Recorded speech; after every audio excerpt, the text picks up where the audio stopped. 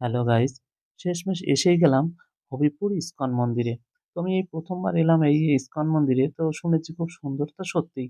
তো এটা হচ্ছে রিসেপশন বা এখানে প্রসাদ পাওয়া যায়। তো খেতে গেলে পরে বা প্রসাদ নিতে গেলে যেটাকে বলে, তো এখান থেকে বুক করতে হয়। তো যাই হোক আমি ইস্কন মন্দিরটা দেখব ভাবলাম। তো ১ম এ দেখার মুহূর্তেই শুনলাম গর্ভগৃহে ভগবান শ্রীকৃষ্ণ বা রাধা মাধবের এখন শয়নকাল। মানে উনি এখন আ বন্ধ আছে গর্ভগৃহটা। যার কারণে আমরা মনে করলাম যে তাহলে আমরা বাইরেটা দেখে আসি। যখন এখন আমরা ভগবান শ্রীকৃষ্ণকে দেখতেই পাবো না। তো এই যে ঘরগুলো এটা হচ্ছে মন্দিরের পেছনে, হ্যাঁ? পেছন দিকটা। ওটা হচ্ছে থাকতে গেলে ভাড়া-টাড়া নেওয়া যায় আরকি থাকার জন্য। আর এই হচ্ছে রথ। আমরা গেছিলাম রথের আগের দিন। যার কারণে রথটাকে এইভাবে দেখলাম। এই যে আমার ছোট বাবা এখানে বসে আছে, হ্যাঁ? আমি যতক্ষণে ভিডিও করছি।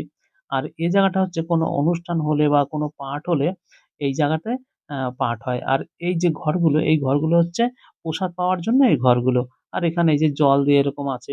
তো আমরা চিন্তা করলাম যে আর আমরা সকালে বেরিয়েছি ২ জনেই কিন্তু মানে খাওয়া হয়নি।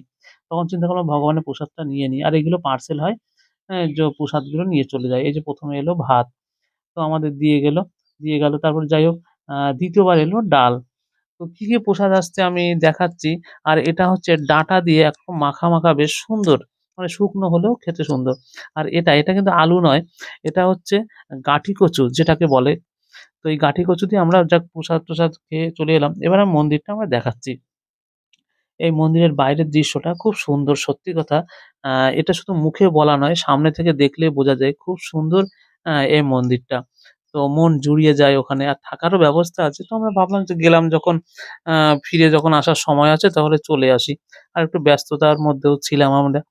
তো এই যে মন্দিরের এ পাশটা একটু দেখি ঘুরে। এটা হচ্ছে অফিস। যেকোনো দরকারে হলে যেটা আরকি এমার্জেন্সি অফিস থাকে। তো ফিরে আসি যাক মন্দিরটা দেখি। মন্দিরের ভেতরটা দেখতে হবে গর্ভগৃহ। তো গর্ভগৃহের ভেতরে গিয়ে আমরা দেখি যে এই যে আগামী দিন যে রথ মানে আমরা রথের আগের দিন গেছি। তো রথের জন্য ফুল-টুল এখানে আছে সাজাবে আরকি গর্ভগৃহ। আর এইটা হচ্ছে প্রভুপদ নিচে, উপরে গরুর দেব।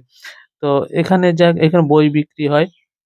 আমি একটা বইয়ের কেনার চেষ্টা করেছিলাম তো সব বন্ধ ছিল বলে আর বইটা কেনা হয়নি। এই যে গর্ভগৃহ এটা বন্ধ আছে। তো আমাদের মন্দিরের সব দৃশ্য দেখা হয়ে গেল, মোটামুটি ঘোরা হয়ে গেল। এখন আমরা দুজন চলে যাব। তো আমাদের আর কিছু বলার নেই। সাবস্ক্রাইব করে চ্যানেলটির সাথে জুড়ে থাকবেন। আপনাদের ভগবান ভালো রাখবেন।